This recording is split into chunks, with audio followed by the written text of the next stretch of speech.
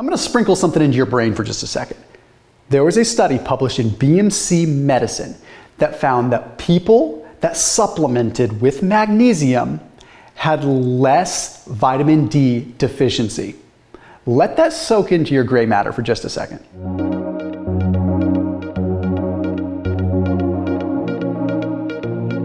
Okay, that's not the end of that study. Let's keep breaking it down. Okay, they also found that people that had insufficient levels of vitamin D had an increased risk of cardiovascular disease. That's kind of commonly known. Vitamin D is very important. But wait, we continue on. It was also found in this study that higher levels of vitamin D were protective against cardiovascular disease. But the best all-around circumstance were higher levels of magnesium and higher levels of vitamin D combined, which demonstrates that, wow, they must have some powerful synergistic effect together. So let's dive into how magnesium helps with vitamin D. First off, we have to have kind of an understanding of how vitamin D is sort of created in the body. Okay, you go outside, you get some sun, or you eat some food that has vitamin D. It doesn't just magically turn into a usable form of vitamin D. It goes through a process. First, vitamin D binds to a vitamin D binding protein.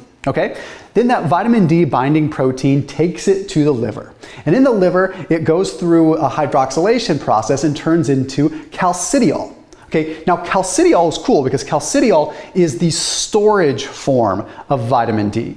Okay, it's the staging area for vitamin D. So calcidiol has a half-life of what's about 4 weeks. Now a half-life is just how long it's basically surviving. So after about 4 weeks, it starts to kind of diminish in value. So it's a storage form that lasts 4 weeks. Then that calcidiol reacts with an enzyme and turns into calcitriol.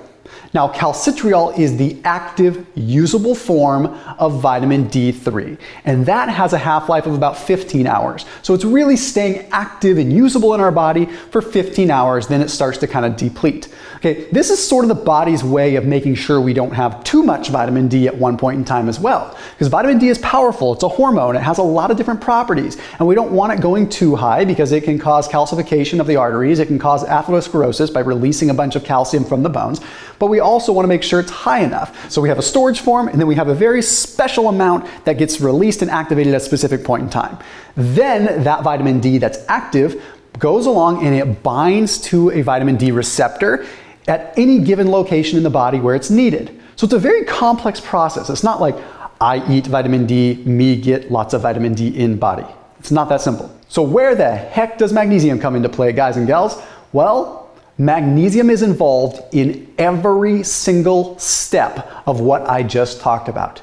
Every single step, ranging from binding to the protein, ranging to the conversion into calcidiol, the process of turning calcidiol into calcitriol, and even affecting the receptor. So let's break down even more. It's fascinating. So first off, when there's the hydroxylation of calcidiol into calcitriol, I know that's a lot of eols, but when that process happens, there is a very special enzyme, and that enzyme is called 25-hydroxylase. Turns out, guess what? Magnesium is required to synthesize that enzyme.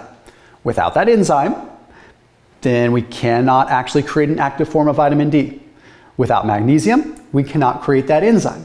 That is what we call a rate-limiting step. So magnesium holds a heck of a lot of power in terms of what vitamin D can do inside our bodies. Okay, let's keep going. We have vitamin D receptors, okay? Vitamin D doesn't do any good unless it binds to a receptor. What good is it floating around in our system if it can't actually bind to something? Well, there's a study that was published in the journal Nephrology, Dialysis, and Transplantation that found that, what do you know? Magnesium played a role in the vitamin D receptor. So without magnesium, the vitamin D receptors can't receive vitamin D.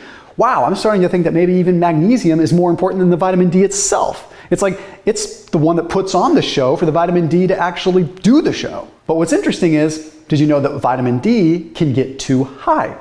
See, it's something that we don't really talk about a lot because everyone's busy touting how amazing vitamin D supplements are, and I understand because a lot of us are deficient, but you can take in too much vitamin D. And as I mentioned earlier in the video, too much vitamin D can lead to what's called calcium resorption, where calcium comes out of the bones and into the bloodstream, and that can lead to atherosclerosis and calcification and stiffening of the arteries. We don't want that. Turns out magnesium plays a regulatory role there too. The journal The American College of Nutrition published a study that took a look at pigs. Okay, now these pigs were deficient in magnesium. Okay, so they had low levels of magnesium and they gave them large amounts of vitamin D. Well, guess what happened? When they gave them large amounts of vitamin D in conjunction with low levels of magnesium at baseline, they had atherosclerosis and calcification of the arteries. What do you know? So magnesium plays a role in making sure vitamin D doesn't get too high too. Wow, okay, I guess it's pretty important. But what's wild is kind of the other way around too. There's actually a study that demonstrated that people that supplemented vitamin D at 2,000 IUs a day for 6 months, well, at the end of that study, they found that not only their vitamin D levels went up, but their magnesium levels went up too, without even supplementing magnesium.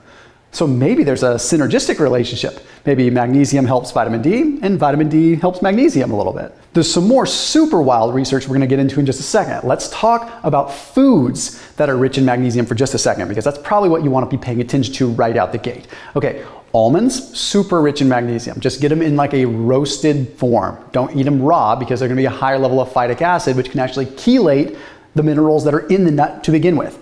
Pumpkin seeds are even better. Costco has a really good sprouted pumpkin seed. Okay, sprouted seeds are the best that you can get because the minerals are more available because it's been sprouted. Okay, when you go through that sprouting process, it breaks down what are called phytates or phytic acid, making those minerals more available. So my personal favorite food source is sprouted pumpkin seeds, but also spinach. But with spinach, another trick, it's high in oxalates, which are going to chelate the minerals. So you want to make sure you wilt or steam or cook the spinach to get the magnesium out of it, okay? Very important. Okay, also flax is a really tremendous source of magnesium, and dark chocolate, like 100% unsweetened dark chocolate is a really, really good source of magnesium when you're looking at overall food sources.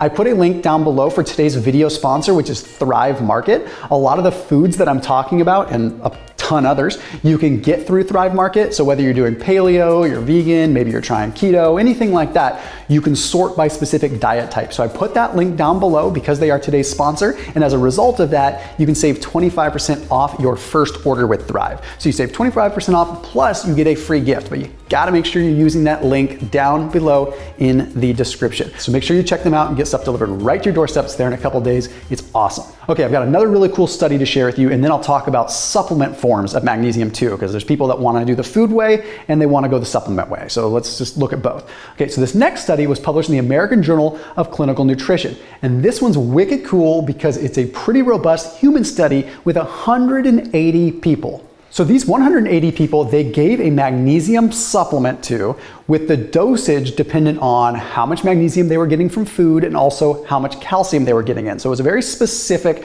amount of magnesium. The results were super intriguing. They found that magnesium increased the availability of vitamin D if their baseline vitamin D was 30 nanograms per milliliter or less. So if they were low in vitamin D, magnesium seemed to bring it up. But here's the wild thing.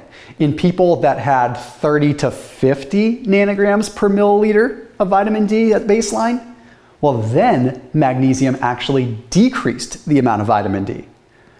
Pretty wild. So they found in a human study, pretty large study, that magnesium quite literally was regulating vitamin D. If they were low, it was helping bring it up. If they were high, it was helping to bring it down. Pretty interesting. But the most important thing we have to remember out of all of this is your levels of vitamin D are not the end all be all.